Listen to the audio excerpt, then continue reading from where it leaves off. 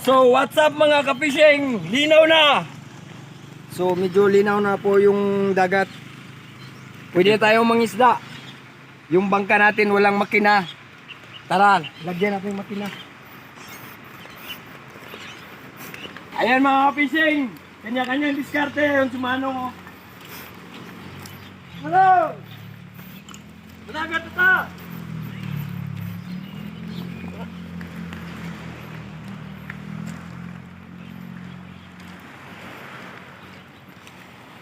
So ito pala mga fishing oh. Sira yung bangka natin. Inayos. Tinanggal natin yung makina. Itaod muna natin, itaod. Bigat. Hindi, taon. So, ayan, tapos na. Nagawa na. Nagawa na yung bangka natin, ayan. Bagong gawa. So, mga ka-fishing, lagay na natin yung makina para makapag fishing na tayo mamaya. So, ito ngayon. Yung cameraman ko, lasing.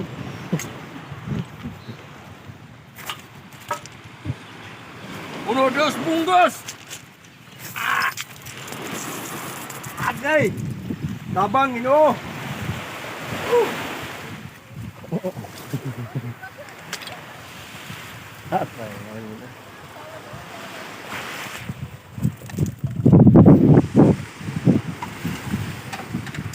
So, ipaplastada na natin para ma-align siya. Hindi kumurog-kurog.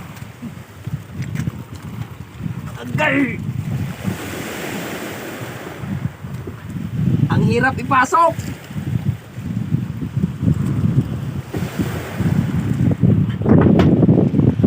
Ayaw pumasok. Alauna na. May pasok na, ayaw pang pumasok.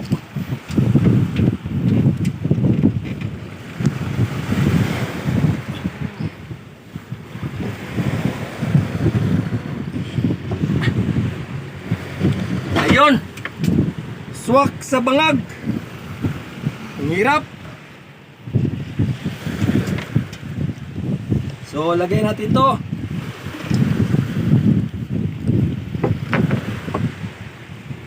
Yan. So, kailangan i-align natin to para hindi mag-vibrate habang napapunta ka sa laot. Yan, gandang alignment. Oh, swak na swak. Kaso nasira. Ngayon mga kapisip, so lagay na natin yung bolt. Ang init. Tabang ino.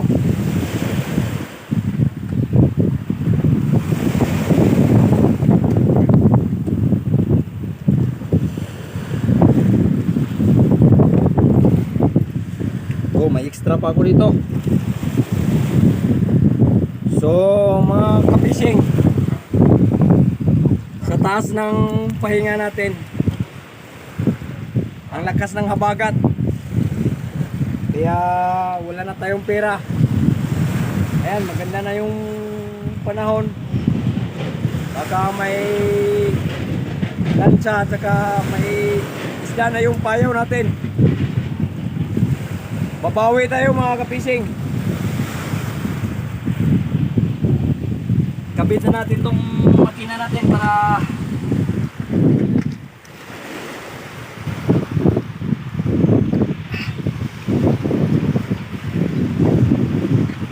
hirap dukutin.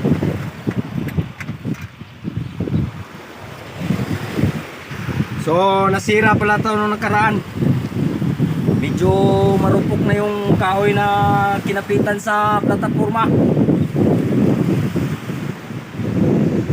So yun, ginawa natin kanina. Hindi na muna video kasi wala akong taga-video. Yung taga-video ko busy pa. Magawa rin siya ng kumain. So ito ito, simulan na natin. Ang init. Mga ka-fishing, ang init. Tiis-tiis lang tayo kasi ano, wala na tayong kwarta. Kailangan nating pumalaot. 3 linggo kaming ano, hindi nakapalaot. Dahil sa bagat ang lakas, tapos dami pang bagyo. So ngayon, wala na. Wala nang bagyo. Low pressure na lang.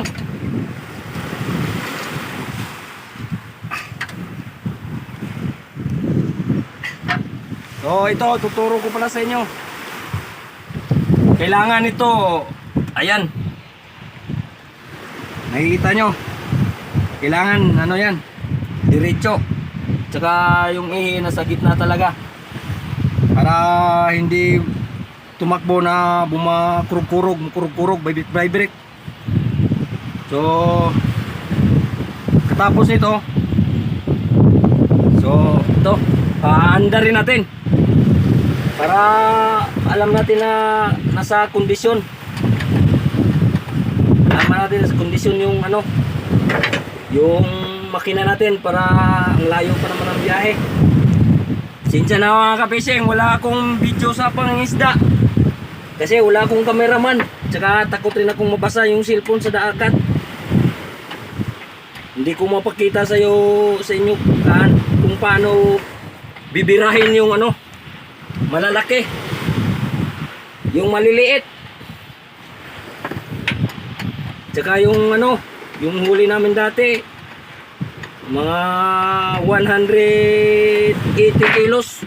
Di ko nakapakita sa inyo kasi wala nga akong cameraman, wala rin akong nagtaga-video. Ngayon may kaibigan ako na gumagawa doon, nagpa-video ako para lang makapag-upload. Yung baguhan pa sa aking channel, paki-subscribe na lang. Saka paki-press na rin yung notification button para updated kayo sa akin kasi araw-araw na akong mag-update ng upload ng video. Ang sakit.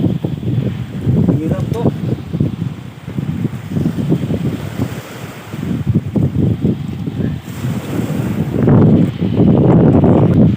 Dito ako nahihirapan kasi ang sikip.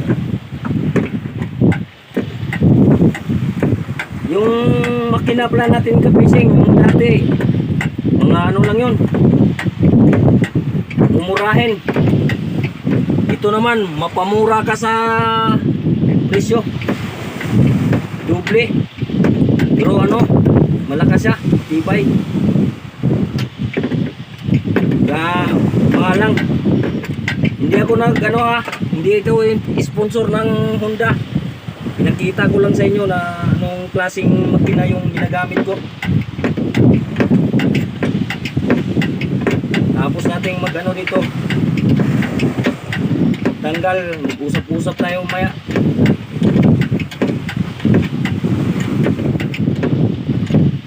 So ayan.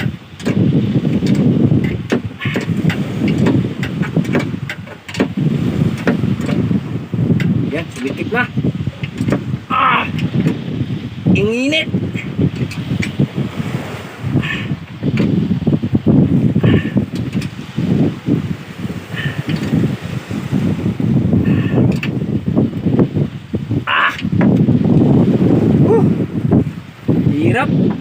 Hirap muwarta.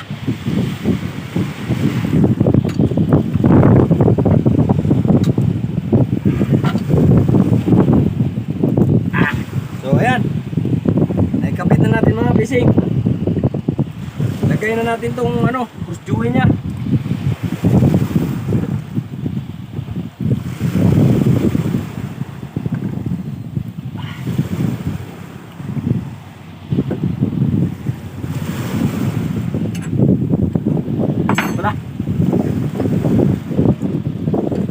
So palao tayo mamaya. Kailangan natin magkapit ito para dire-diretsa na. Yun, hindi pa kasya.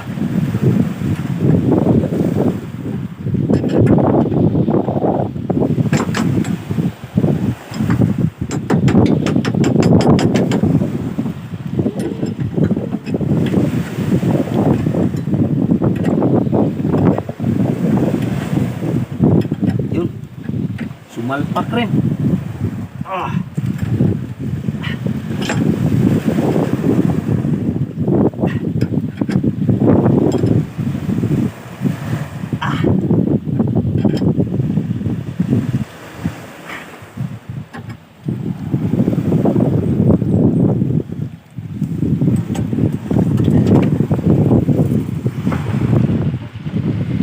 Yan, swak na swak. Walang labis, walang kulang.